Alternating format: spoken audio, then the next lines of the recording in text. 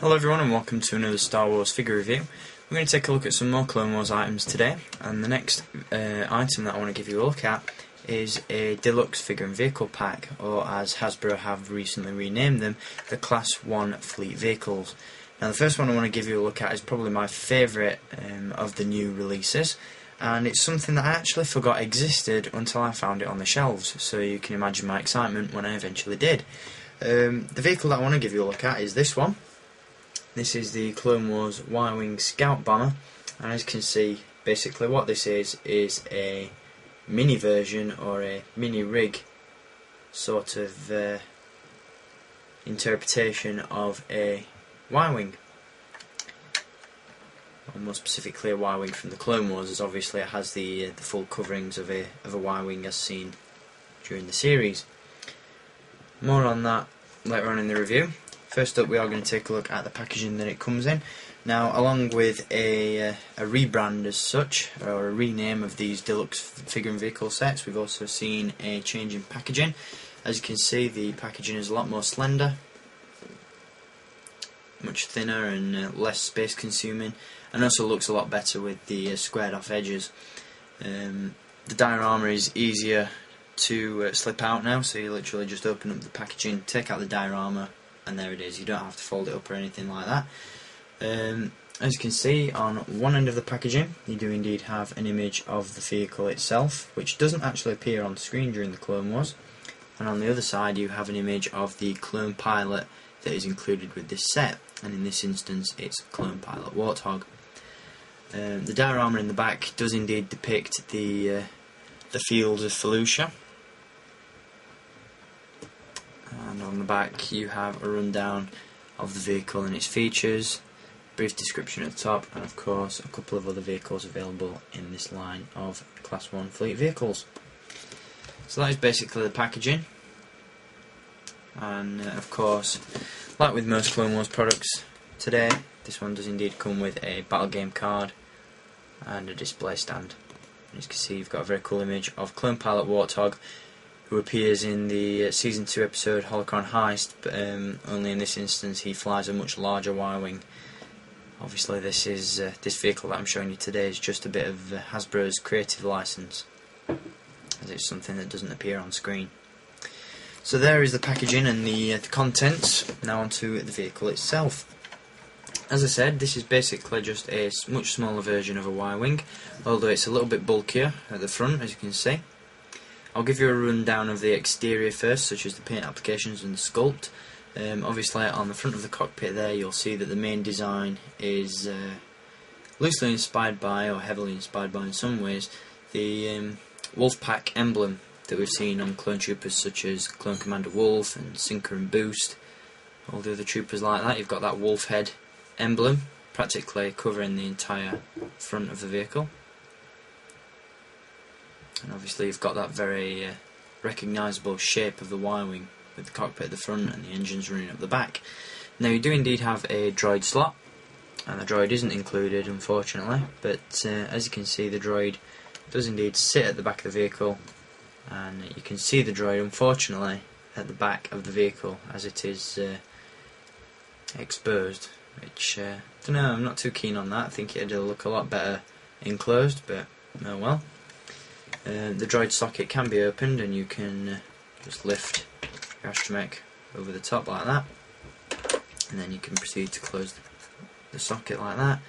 And as you can see, there is a small cannon at the back of the droid socket that runs along a track, and it basically just runs from side to side on there.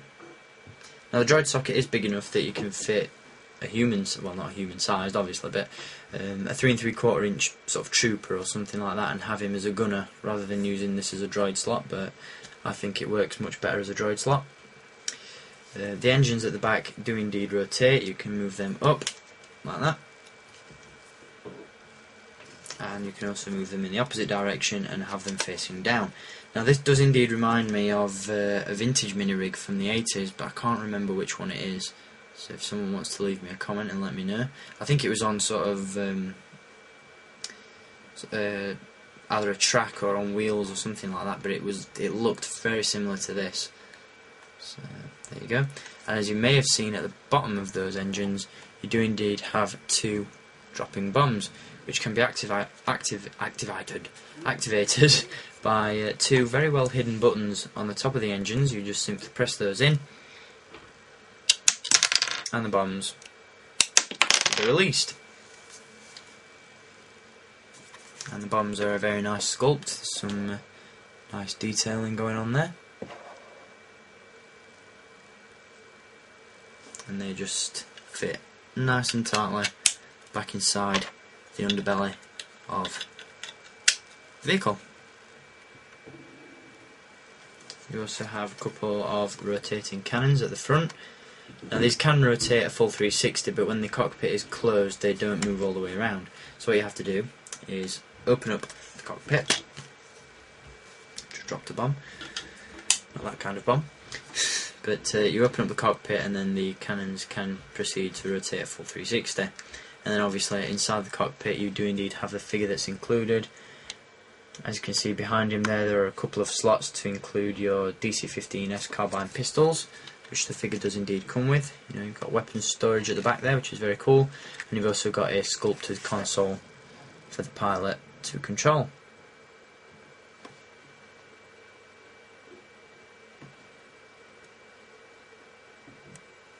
So we'll try it at home in the cockpit.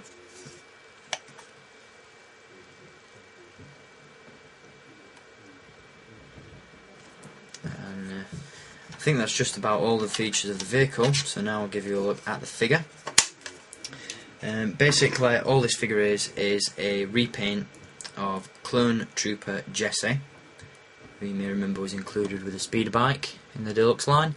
The only difference is obviously this guy has a Clone Pilot helmet, although the rest of the body is the same. He primarily uses the Commander Stone body sculpt, but it's got added articulation in the hips to sort of fit the figure into the vehicle. As you can see, the helmet does have some very nice markings on the sides, very eagle-like or dragon-like, and it's the same Clone Pilot head sculpt that we've seen on Gurgi and Matchstick and the other pilots. He doesn't have a removable helmet, but I don't think he really needs one. It's kind of a generic head that he has underneath.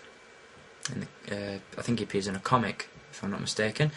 But in terms of articulation, he has a ball-jointed neck, ball-hinged shoulders, elbows, swivel wrists, a swivel torso, ball-hinged hips, as I said, so he can sit inside the vehicle much easier. Ball-hinged knees, and unfortunately no articulation in the ankles. And as I said, he does indeed come with a DC-15S carbine pistol as well.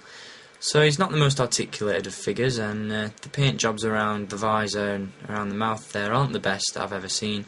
But it's certainly a very welcome addition to the Clone Army, and I really do like those decals there that you see on the sides of the helmet. In terms of how he fits into the vehicle, I don't have any complaints. He sits in there nice and snug. He can grip the console very easily if you wish, but I've just put him in there like that for now, just to save a bit of time. And obviously the fact that you've got weapon storage at the back there is very, very cool. And overall this is definitely one of the most better value for money Class 1 fleet vehicles that I think you can buy. As I've said on numerous occasions to people on the podcast and on the forums, it's kind of baffling really when you look at this vehicle and the sheer size of it, because it is quite a bulky vehicle, it's rather big.